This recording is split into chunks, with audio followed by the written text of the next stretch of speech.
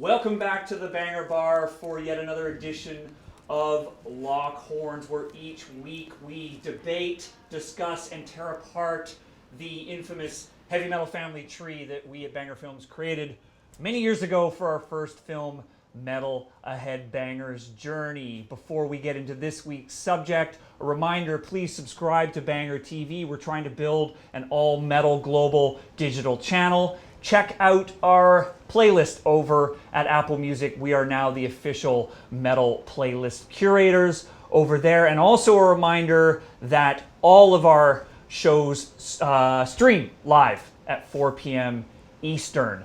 This week, Grindcore, perhaps the most extreme edge of all extremity, where we will truly dive deep into all subjects, gore, and nastiness. And to help me with this discussion is none other than journalist Kevin Stewart-Panko. Welcome, Kevin. Thank you, sir. Thanks for joining me. You bet. I'm glad he's here because I kind of just know what I'm talking about. No, I'm kidding. I love this stuff. Kevin, tell me a bit about what you do. You've written a book recently. Tell me about that. Actually, that was 2 or 3 years ago now. It's called Do You Have Anything to Declare? It's basically, I interviewed 75 bands, touring bands, and just talked about their border crossing stories. Stories from all around the world of just getting into countries and just some of the wacky stuff that happens. And then there's sections on how to go about getting the proper documentation to get into certain countries, specifically Canada and the US. It's a romantic comedy. Inadvertent smuggling, all kinds of wackiness. That's cool. Yeah, you've heard it all. Yeah. Tell me a little bit about how you got into metal. My story is a bit different than a lot of other people's because, you usually hear a lot of people say stuff like, my older brother got me into it, or like, who was the black metal guy who was here last week, I think. He said that his dad got him into it, which is like crazy because from my story, it's like my parents weren't musical at all, didn't really have any interest or cared about music. I kind of discovered all this stuff on my own, and I was the older brother. Right. So you have to forge for yourself. Yeah, basically it's like a lot of time spent sitting in a room, listening to the radio, figuring stuff out, figuring out what I liked, and it was always like, okay, this is this. I want the next fastest, more extreme thing. Yeah. Next fastest, more extreme thing. And oddly enough, I was thinking about, how I got into this stuff at such an early age. Like you're from Toronto, right? So you remember, or what Q107 and Chum FM have kind of come to now. Yeah.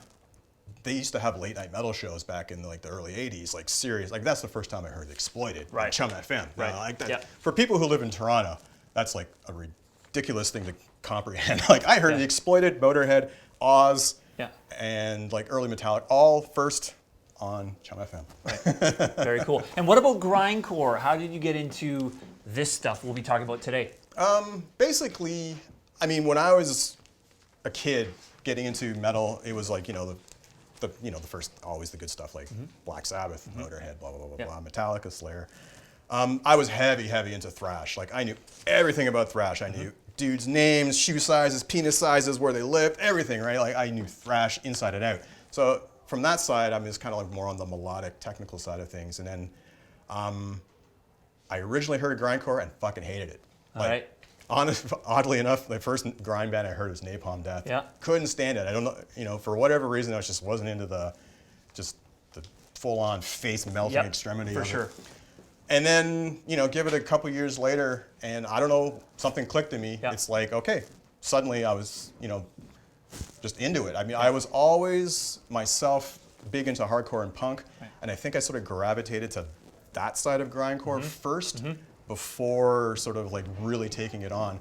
Yeah. And once that sort of switch flicked inside me, it was like, okay, game over. Well, I think and here I am. It is definitely a switch that flicks for some and not for others, because I definitely think we're dealing with a subgenre of metal that really does push it to the, as Barney Greenway from Napalm Death would say, the nth degree. Now, most importantly, we want to hear from you out there what you think about grindcore, who should be added, who should be taken off, and most importantly, telling us why you feel the way you do. And I want to give a shout out to all the people that are joining us today from East York, not so far away, San Diego, a little farther, Honduras, Netherlands, UK, Israel, Belgium, London, Ontario, and Azerbaijan. Welcome for the first time ever on Lock Horns. Thank you for joining us. We want to hear what you have to say. Off camera, we have our inimitable producer, Lisa Ladisseur, who when she rings this sound, ding ding, we need to shut up and move on. Okay, first, as we like to do, we want to lay some ground rules here, try to come up with a definition, an understanding of what grindcore is. When I say grindcore, what comes to mind for you, Kevin? Obviously, the first thing that comes to mind are blast beats. Yep. Speed, octopus armed drummers just pounding it out as fast as they can. I think the distinction that we can make with blast beats are they're more sort of on the side of the two-beat, the punky style, as opposed to death metals like gravity blasts, or like the sort of like the real hypnotic sort of speed, like real washy stuff you get with black metal. Black metal, yeah. Also, there's a certain element of noise to this, and I think that's probably why it's sort of, for many, the extremist of the extreme, because a lot of the grindcore bands, I mean, it's really about pulling out any sense of melody whatsoever out of metal. What do you think? I don't necessarily agree with that part. I mean, there is obviously an aspect that comes from hardcore and punk, which is, to me anyway, are very melodic forms of music. Right. I think that with grindcore, you have the short songs, you have accents in different places that you wouldn't necessarily have in death metal. Right. You have, when it started, it was obviously very much more political than a lot of other stuff going on in the Western world, and there's like no fantasy aspect to it. That's right. And I mean, as things have progressed, we've kind of got into like, the gore grind and the porno grind, people talking about the personal as political. But I think from the beginning, like the late 80s, because when it came out of Britain at the time of the miners' strikes and all that kind of stuff, that you had people who were pissed off. For sure. I think there's a lot of core and grindcore in the sense that, yes, you're right, it's one of the subgenres on our family tree that actually has an explicitly humanitarian, socially conscious kind of perspective. Obviously, that's one strand, obviously where the Napalm Deaths fit into this. And as you mentioned, the kind of short songs is certainly something that's characteristic of this style as well. Okay, one of the first things we like to do at the beginning of each episode is get a sense of the chart as it exists. And let's hear some opinions. And in advance of today's discussion, we've had some, at times, excruciatingly loud opinions about one band in particular, and that's this band right here, Bolt Thrower. Let's go to the board. David Zeilet, Bolt Thrower, grindcore, what the fuck? Do you guys smoke or snort whenever doing this? Not going to answer that. Elf Grinder, remove Bolt Thrower. Their first album might be recognized as grindcore. Thank you. But they have been more recognized for their death metal works. No disrespect to Bolt Thrower, or no disrespect to death metal. Some opinions out here. Thomas Proskauer, Bolt Thrower are an extremely important death metal band. Their only connection to grindcore is being British and having roots in the punk scene.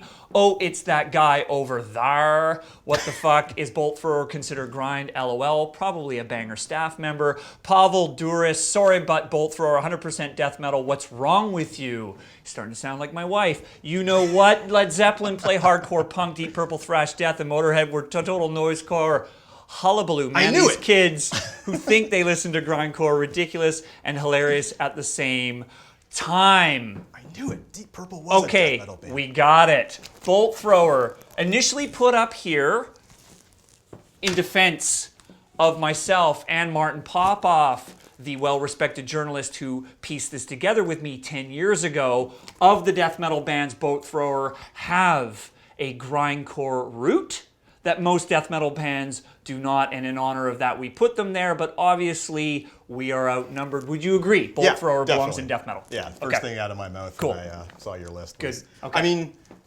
like I think one of the commenters said, it's like no disrespect to them as a band, but just not a grindcore band. I don't think Bolt Thrower would feel disrespected by being categorized in either. Most bands don't like categories, but we do. So let's continue the show, shall we? One other band, which has generated a lot of debate and discussion, is, of course, the mighty, the Carcass from England as well. Carcass, we've got Jordan Walsh.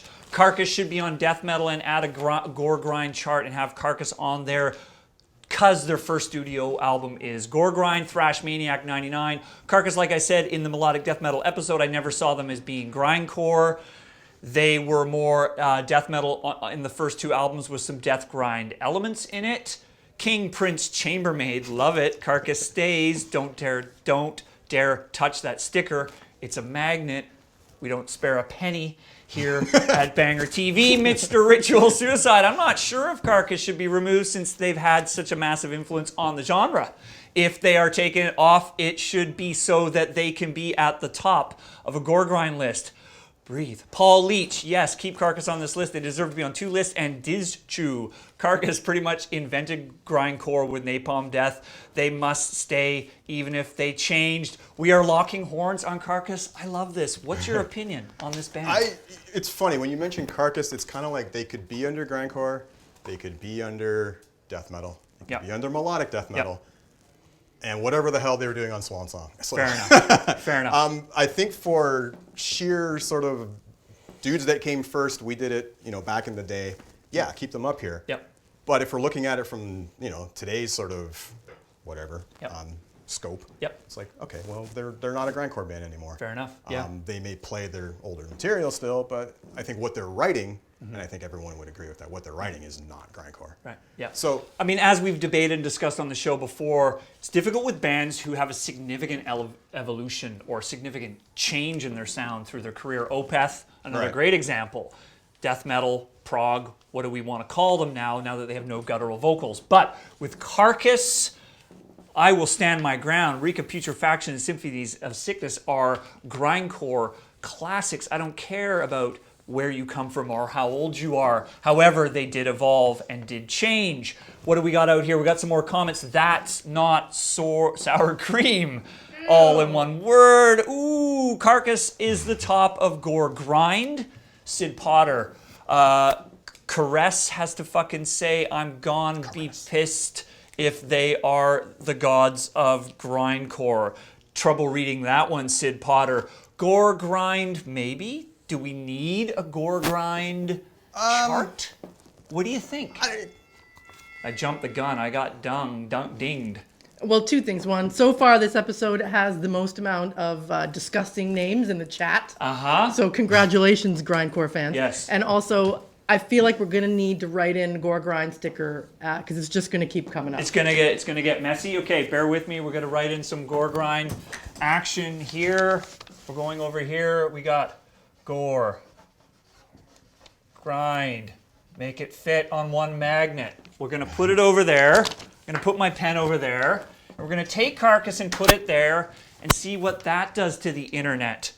Maybe we're gonna break it today with a Carcass debate. That would be newsworthy. I'm actually surprised there isn't more debate about these jokers. Okay, Mallet Carnage. I mean, you can go either or. I mean, very technical death metal, grindcore influences, even a little bit of jazz in there, some Mr. Bungle influences. Yep. I mean, they're kind of across the board. I mean, all over the map. Yep.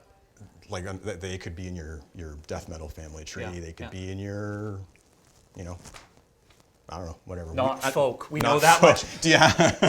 What I want to bring up is that gore grind did not exist when Carcass made those records.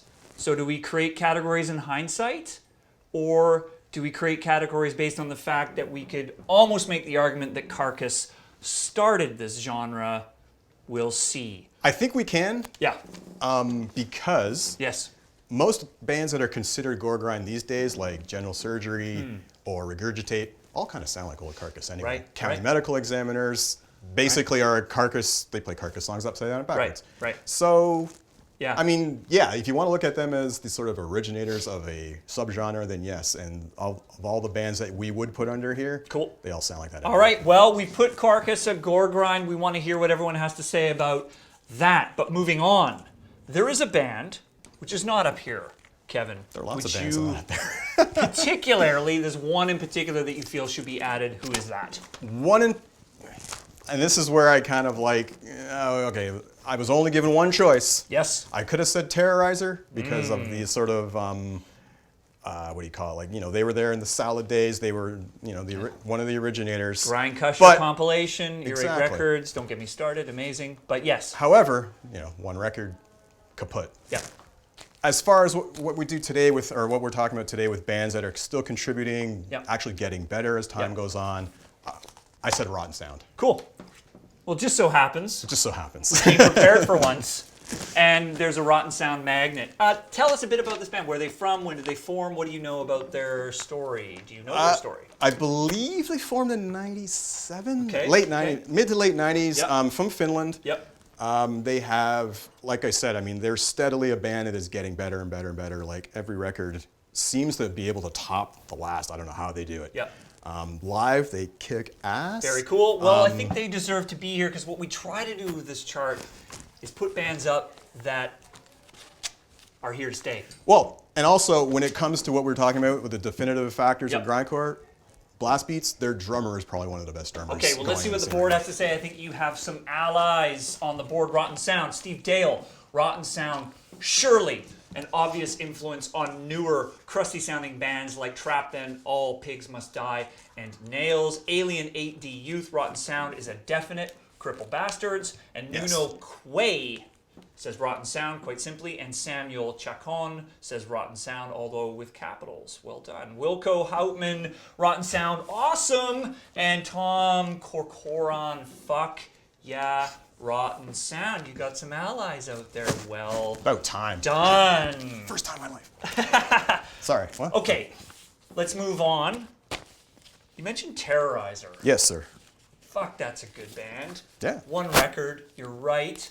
Here we go, Terrorizer. Do we have any comments, Lisa, or am I on my own here? No, we actually have a great, long, detailed comment from a guy here in Toronto, Doug Brown, Okay. who is directing a documentary film all about grindcore. Amazing. So he's weighed in on what you guys are missing, including Terrorizer. Okay, let me read it out. Doug Brown, director of Slave to the Grind, a film about grindcore. We should be paying attention to this one. You're missing Discordance Axis, Warsaw, Agathocles, Mesrine, Unholy Grave, Anal Cunt, and Terrorizer. Seriously, Terrorizer. Terrorizer is a very unique band. There was a load of punk going on in LA at the time, but nothing as extreme as Terrorizer was popping up outside of blue-collar working towns like this. And if you look at a place like Birmingham, England, where Napalm came from, or Flint, Michigan, where Repulsion came from, they are similar auto towns focused on industry. Love the sociology here. I want more. Terrorizer broke up before the release of World Downfall, which is globally recognized as one of the most important bands. I'm pulling out a magnet. I can't wait to write it down. The most important early imprints of political grind. To quote David Witty. Witty. Thank you. Not so witty. Arguably one of the most proficient grind drummers in the world. Mick Harris might have invented the blast beat, but Pete the Feet perfected it on World Downfall. Pete the Feet, not a football player. Terrorizer was the third grind act that Earache released next to Napalm Death and Carcass. Keep breathing. I could write an essay on the ferocity of World Downfall. So could I. Love it. The lyrics are aggressive and politically charged. The musicianship is a perfect mix between punk and metal, and it came out in the midst of the true first wave of grindcore. The album is a reminder that grindcore does not belong to punk or metal. It is its own genre and truly a hybrid of two. Sir, can you get down to the set? We should have you on this show. Terrorizer. I think also one band that does not get the credit due. Yes. Asuk. Asuk. Yes. Okay. Definitely. Yeah, we're talking I about. want them up here. I just put it right over. Oh yeah, just put it on top. See what that happens. There you go. Okay, what do we got? What else we got? We got Terrorizer, Anal Cunt, Rashid Aleskarov. At first, we should add Anal Cunt to the list. All of their stuff are just grindcore. Noah Boss. Anal Cunt is required. Thoughts on Anal Cunt? Strong enough legacy? Strong enough foothold? Looking at the pedigree of bands? No, I don't think so because, I mean, they kind of fall into that category as well of more of like a noisecore band sometimes as well. And I don't know. I mean, I think part of my hesitation also kind of comes from not really ever being a huge fan. Sure. I was a fan of the song lyrics. Sure. Most people were. Yep. But musically, I was just like, I don't think it really had the staying power. Fair enough. And but that's just me. No, I don't think it's What just do I you. know? If you want to hear or you want to see Anal Cunt on the Grindcore chart, we need some why. Not just we love those fucking guys because they're brutal. We want reasons. Speaking of reasons, Shane Lang. Oh, no Dizchu. Anal Cunt is to Grindcore as Dragon Force is to Power Metal. Okay, we're getting close. We want a little bit more though, AC fans. One band we're getting quite a bit of commentary on, however, is Fuck the Facts. Shane Lang or Langa. How is Fuck the Facts not on the list? Because they didn't exist when we made the chart, I don't think. I could be wrong. Of all bastardized grindcore bands, bastardized, is that good or bad? Their sound is one of the most distinct, and they've been surviving and touring as an independent longer than anyone. Genre founding grindcore band, no. Definitive grindcore band and genre expanding, absolutely. Good distinction. Gil, Young, Fuck the Facts, and Soylent Green are great bands to include if you want to flesh out the more melodic side of things. And my understanding, Lisa, if I may, is leading up to today's global broadcast. Fuck the Facts got some traction. Yes? They did, and I think Kevin actually wanted to vote for them at one point. Tell me your thoughts on Fuck the Facts. Like I said, I only had one pick, so it was kind of like if I was going to have a Canadian content aspect to my pick, it would have been Fuck the Facts. They truly do. Well, I mean, they call themselves bastardized grindcore, or Yes. at least they have in the past. So I mean, they're aware of what they're doing. Yep. They're aware of the fact that yes, they come from a grind pedigree. Also, they have a noise, industrial / noise aspect, I guess maybe you want to call it. Sure. A lot of off-kilter rhythms, a lot of a lot of dynamics, lots of peaks and valleys. They had a lot of solos on that. What was that record called? I'm really bad at that. No worries. Titles, but yeah, I mean they've kind of like gone through a broad spectrum of sound while still keeping it noisy and fierce enough to be considered grindcore. And with all due respect, although we love our Canadian bands because we're Canucks ourselves, they've had some traction. They've been around. They've made an impact. I think they're here to stay. So 2 they're Juno on nominations. 2 Juno noms. For those of you who don't know, those are our Grammys. Thank you very much. They're on the chart. If you disagree, let us know. Back to Anal Cunt. We just can't say that name quite enough, it appears, today. Braybook, MTL, Anal Cunt aren't fully grindcore. They have aspects, but not enough to be up the list defining the genre. Matt Kramer, Anal Cunt is power violence. Not grindcore. I don't even know if I disagree with that. Power violence is... What is power violence? Power violence is essentially grindcore with like huge sludge sections, lots of like noisy sort of soundscapey interjections, but goes back between, it sort of gravitates between that and grindcore. So you get bands like Endless Blockade, Weekend Nachos, Capitalist Casualties, Crossed Out. So that's sort of, I mean, it definitely comes from a grind pedigree, but I think they try to distinguish themselves enough with the huge sort of sludge, doomy sort of. Okay, interesting. So you let us know if you think power violence needs to be a branch, even if it is. Sorry, and the reason I was going to one. say that Anal Cunt aren't really power violence, I don't think anyway, is because they never really had that sort of real monolithic, doomy, sludgy, noisy edge. It was all like fast hardcore mostly. Yeah, totally. Up-led dude. Anal Cunt is more a joke band. Rashid Alezgarov. Reason for Anal Cunt. Most of grindcore are also brutal death or death, but Anal Cunt is all about grindcore. Noah Boss is back. Anal Cunt AC. Let's just say AC needs to spot because they are the embodiment of gratuitous offensiveness. And their satirical extremity has had a huge impact on the genre by pushing other bands toward being offensive and repulsive for its own sake. Well, I think we may get our asses kicked. Well, draw that logo. We're gonna put Lisa. And if that's a reasoning behind why Anal Cunt, as a sort of like forefather of something, is going to be added to the board. Yeah. Porno grind. Porno grind. Possibly. Do we have a question mark? We need the question mark because that's where AC may deserve to be put. Right. What else is going on? Tom Cassidy O'Brien from Australia says, don't forget the Australian grindcore bands. Disembowelment, The Berserker, good fucking band. Psychroptic, Mortification. These are all grindcore that deserve to get put on the board. We need to remember that we have awesome bands doing big things and not just you guys in America and Canada. Can we talk about Slaughterlord? Can we talk about Doesn't fit, but Bloodduster? next time. Yeah, man. Homicidal Cleanup? Retribution is not a grindcore band. It's someone's name.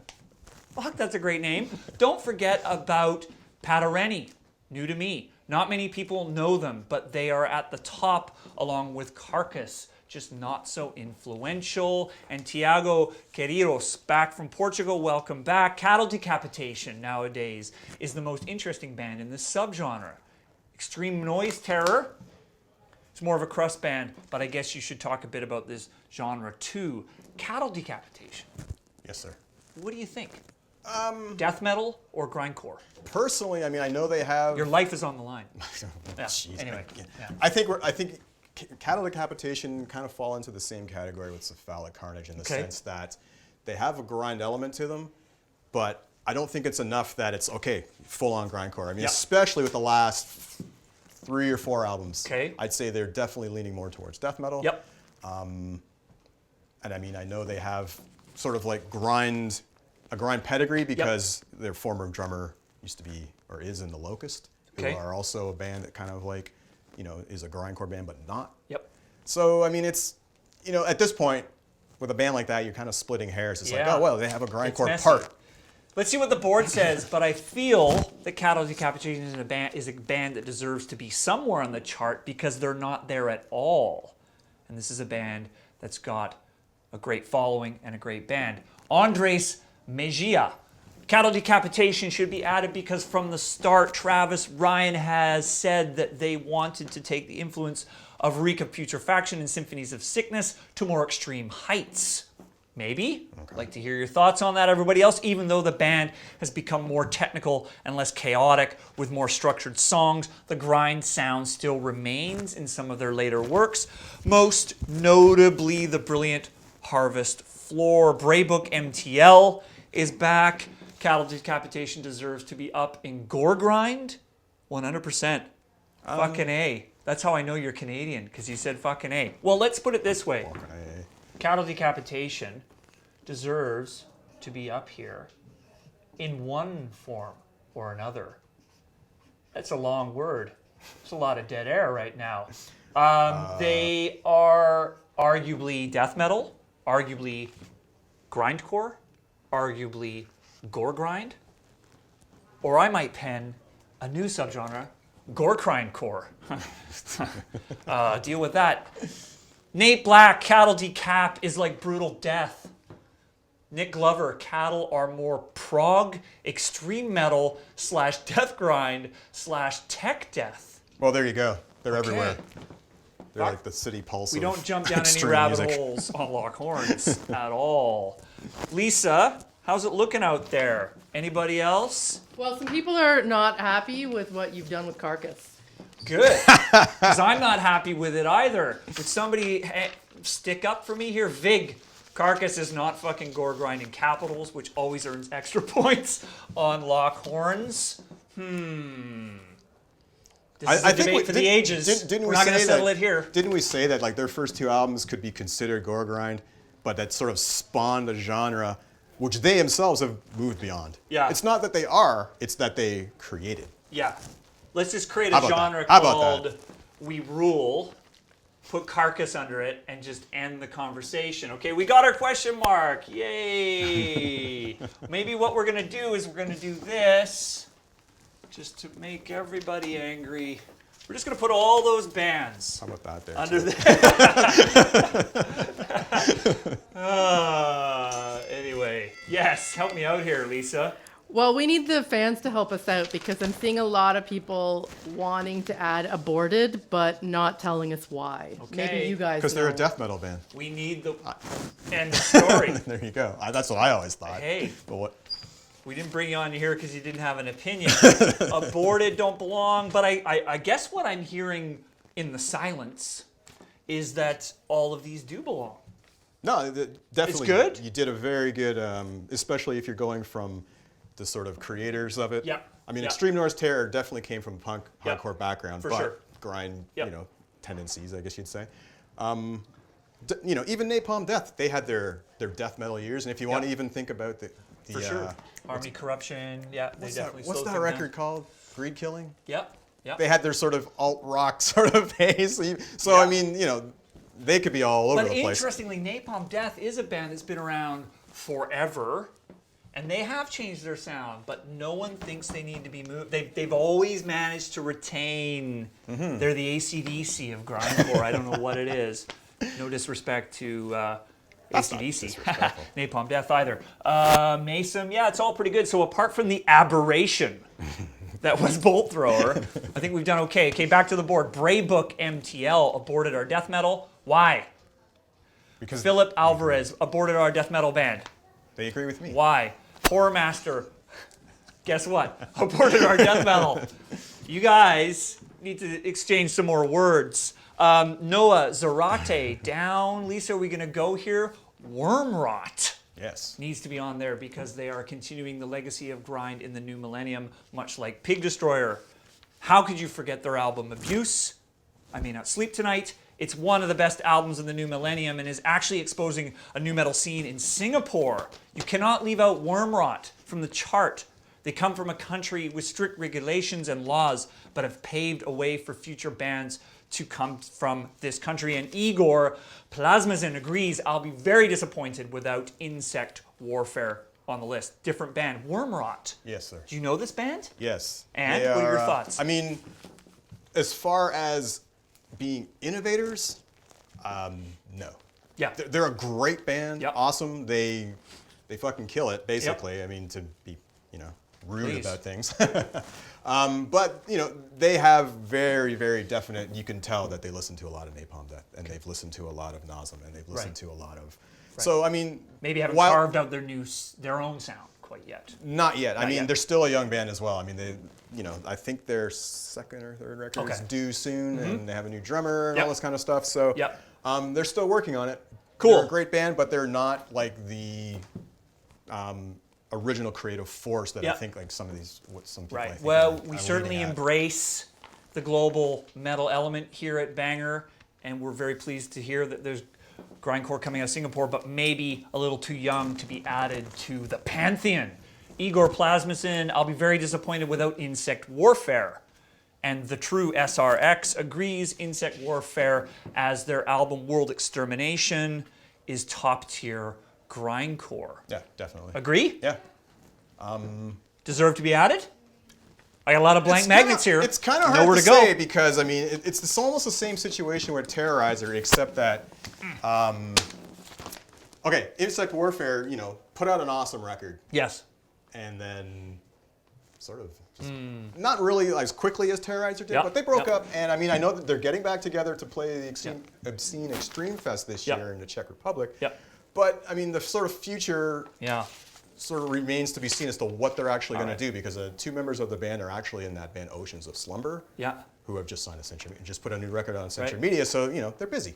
A good album isn't enough to be added to the pantheon. We need a bit of a legacy, some traction. Lisa, what's up? It's just like a last minute run Okay. for Brujeria. Help me out here. Yeah. Nick at Night, 666-666. Brujeria from the south. What a great example of grindcore in league with that era of Carcass. Interesting point, though. I would agree that Brujeria deserves to be on the board. Or is it Brujeria? Not quite sure. Brujeria. Noah Zarate says Brujeria. Jose Luis Trujillo Garcia. Brujeria. Go for it. I'm putting them up Okay. because my pen's running dry. And I've got a lot of blank magnets. But I do, in all seriousness, think that this is a band that has stood the test of time, Right. had a pretty consistent output, Okay. largely within You're the obviously grindcore you're obviously family? a lot more familiar with them than I. I mean, I know the story of them, Yeah. and I have like 1 or 2 of their records, Yep. but I don't really know like the full scope of the Brujeria story. Well, the Brujeria, let's go. Let's go. They're in there. I mean, there are a lot of other bands. I mean, if you want to like start adding bands that should be there that aren't there, that have a legacy, Discordance Axis for sure. They gave the extreme music world one of the best drummers. Yeah.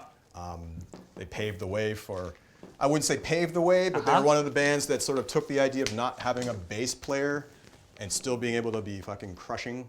A lot of angularity. And also what Discordance Axis did was they improved the sort of visual aesthetic of what grindcore could be, as opposed to just having like, you know, your usual black and white scene or like some picture taken from World War II or whatever. John Chang, the singer, he went out of his way to like use his sort of graphic design skills to like basically give themselves a visual presence as well. Good band, a very good argument for this band, but you know what? We're going to need some support here for Kevin Stewart-Panko if we're going to add them to the chart. Lockup, Exhumed, Paul Leach adds, if Carcass get kicked off the grindcore list, this episode will end like the series finale of Dexter. I don't know what that means. We don't. It means we don't want that. Okay. They're not. I'm putting them back in grindcore, and you know where to find me if you have any problems. Discordance Axis, the board is looking pretty blank. Exhumed, Lockup, Berserker. There's a lot of bands. I don't know if there's enough traction. Lisa, what do you think? We're gonna ring the bell here? I think we're gonna end off by trying to figure out where do we go from here. Right. Where do we go from here? Do we need another episode for grindcore? Do we need to add a gore grind branch and come back in a few weeks? These are for all of us to ponder in the weeks to come, because maybe the conversation is not over. But you know what? It's over for today. Although, Floodmorph, yes, Discordance Axis needs to be added. That's Not Sour Cream is back. Love that title. Discordance Axis needs to be up. You know what, Kevin? I got one up there. I was persuasive. A smart guy. I convinced a bunch of people to I don't know if I've head spelled down it the right. left-hand path. Yes, well done. You got me. Okay, you know what, folks? That's it for this week. Thank you, Kevin. Thank you. For your time. That was an excellent discussion dealing with grindcore. Off camera, I want to thank Daniel, Lisa, Lana, and Andrew for making this happen. I want to thank all of you for joining us. Reminder, this live streams 4 p.m. Thursday Eastern Time if you want to catch it live. Please subscribe to Banger TV. Help us build a global digital all-metal channel. Check us out at Apple Music for the curated Banger playlist. There will be a grindcore one, if not now, soon to come. And next week, 4 p.m. Thursday Eastern, part 2 of our black metal discussion. Thanks for joining us on Lockhorns. See you next time.